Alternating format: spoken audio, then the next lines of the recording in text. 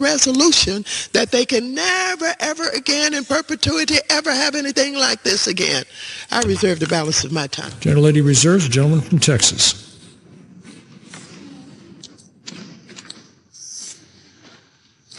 Mr. Speaker, at this time, I am very pleased to yield 2 minutes to the gentleman from Pennsylvania, Mr. Kelly, an outstanding member of the Ways and Means Committee and chair of the Congressional Auto Caucus. The gentleman from Pennsylvania is recognized for 2 minutes. Thank you, Chairman. Thank you very much for giving me some time. I know I just heard the phrase that I am appalled by what's taking place on the floor today. I would tell you, I join in those comments, and I really do believe that. For a person whose family's been in the automobile business since 1953 and sold thousands and thousands of cars to people of any color, it doesn't matter the color of the person buying the car. Do we match them up with the transportation need that they were looking for? And were we able to arrange financing that was affordable to them?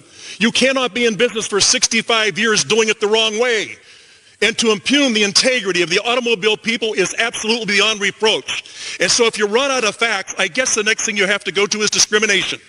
And when we talk this way, it is so divisive, but that's the platform. Let's divide them. Let's try to separate them. The color of the skin, the shape of their eye, their gender. Let's make sure that we can make every statement possible to show that there are bad people out there doing things to other folks. And it's only by discrimination that these things get done. I will tell you, I am greatly offended as a member of the automobile industry and as someone who has served thousands of people. If you think the dealers are that bad, please go to your hometown and look at the Little League fence and find out whose name's out there. Look at your high school programs and see who it is that's funding all these things. Go to any charity and see who's on the list of who takes care of people.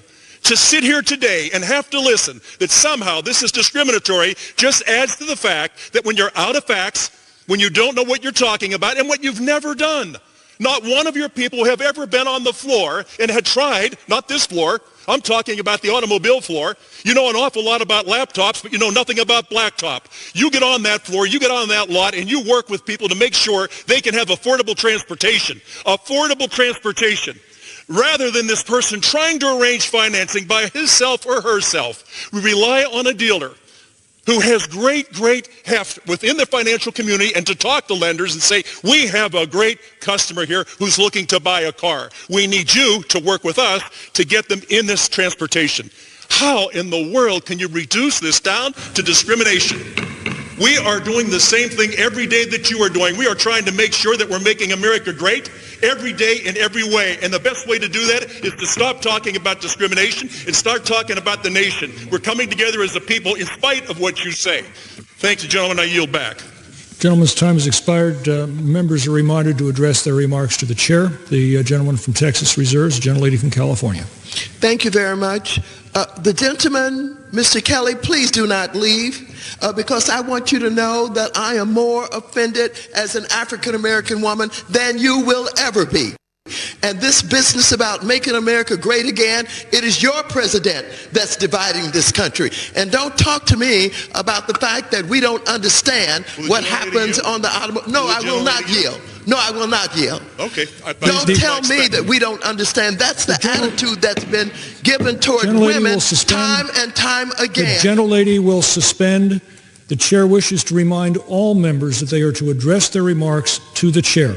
I respect the chair, but don't stop me in the middle when you didn't stop him in the middle. And so I shall continue.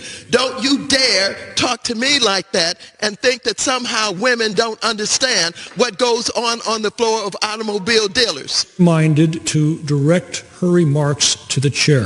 The gentlelady will continue in order. I will continue to do that. However, I don't appreciate that you did not interrupt him when he was making those outrageous remarks about him knowing more about discrimination than I know about discrimination.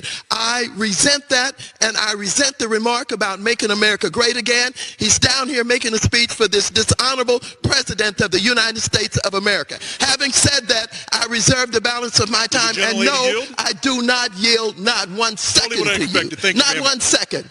Not 1 second to you. Gentlelady reserve. Here is what the media won't tell you. The Democrats brought a Congressional Review Act resolution to the House floor to kill CFPB guidance on auto lending. Their argument was that car dealers discriminate against minority buyers. Kelly had been in the automotive business his entire life. His family has been selling cars since 1953, and he was not going to sit quietly while career politicians who had never run a dealership told America that car dealers are racists. First, the facts about car dealers. Kelly stood up and said what every small business owner in America needed to hear. You cannot be in business for 65 years doing it the wrong way. The automotive industry survives by finding the right car for the right customer at a price they can afford. It doesn't matter what color the buyer is. It matters is matching them with transportation they need and financing they can handle. Dealers go to bat for their customers with lenders every single day to make that happen. Then he said the line that ended the entire argument. If you run out of facts, the next thing you go to is discrimination.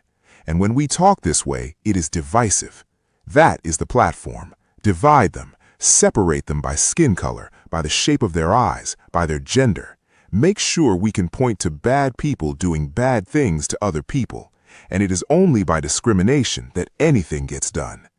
He told Democrats to go home to their districts and look at the Little League fence, see whose names are on it, check the high school programs and see who's funding them.